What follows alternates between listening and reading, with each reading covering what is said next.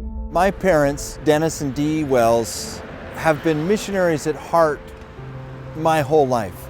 We always had people over to the house. We were always investing in people that needed a helping hand or needed encouragement along the way. Mom and Dad's dream had always been to be able to raise us boys on a small piece of property where we could have cows and horses and chickens, and so that's something that they had to give up in order to pursue God's call to New Guinea. But you know, I never remember Mom or Dad ever expressing it like we had to give that up to pursue this. But because they knew what God wanted, they never expressed it as a sacrifice. It really was no surprise to me when my dad surrendered to go to the field, the mission field of New Guinea, when I was 18 years old. He was 49.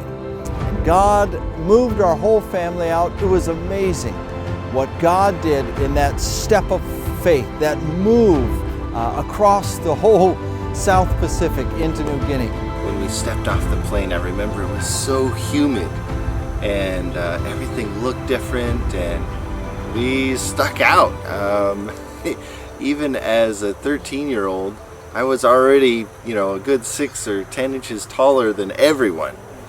The first real prominent memory that I have in New Guinea is with my hands holding on to that little kind of a bull bar standing up in the back of Dad's new red Toyota Hilux, driving out. We had left the highway and we were on just this red cobblestone mud road. Two of us standing there in the back, and then a New Guinea guy by the name of Ronnie, and he didn't know any English. We obviously didn't know Pidgin. We'd just been in the country, I think, about 5 days.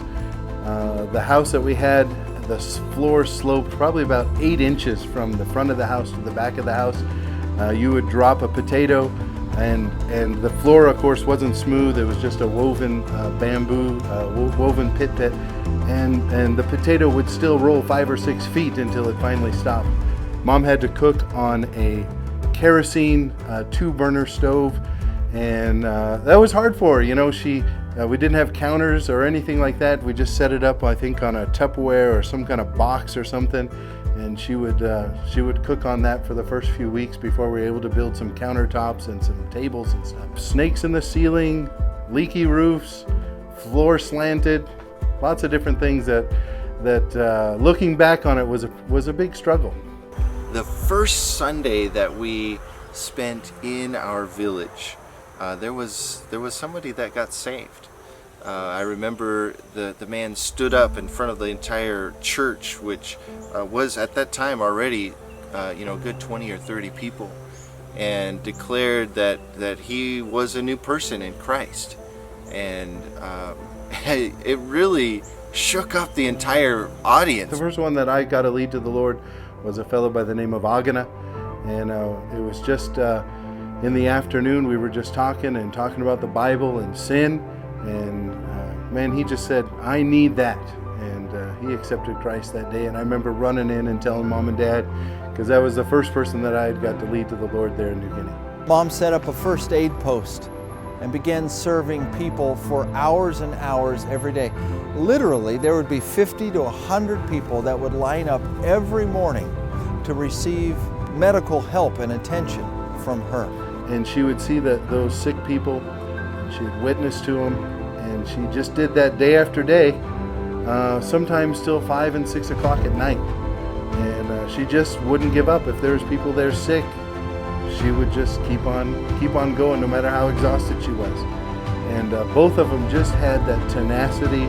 They're not going to quit. The trials came, problems came, hardships came, and they just did their job.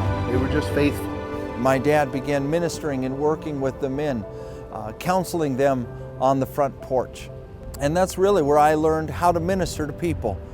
It's from my parents. The most important part of the ministry in Papua New Guinea was not these big, huge crowds and, lots and lots of churches and people being saved but more the individual, the individual growth.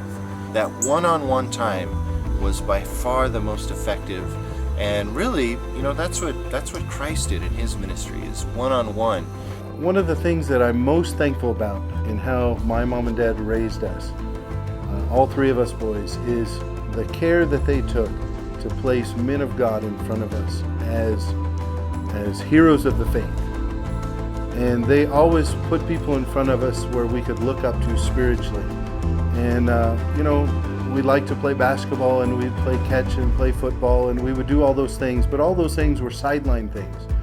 But all the way growing up, Mom and Dad always put church, the Bible, and serving God first. Mom and Dad really put extra effort to make sure that that we were taken care of and that our needs were met. And I'm so grateful that that Dad didn't just overemphasize the ministry, but he took time to spend with myself, with my brothers. I would just like to say thank you for the teaching and the encouragement that my mom and dad have always given me in order to serve God. They never let up, and they always encouraged. They didn't demand it. They didn't, put extra pressure, but they always encouraged to serve God. And that's one of the most valuable things, I think, of growing up, because there's nothing better than serving God. God uses people who will reach beyond themselves with faith and truth and minister to people right where they're at.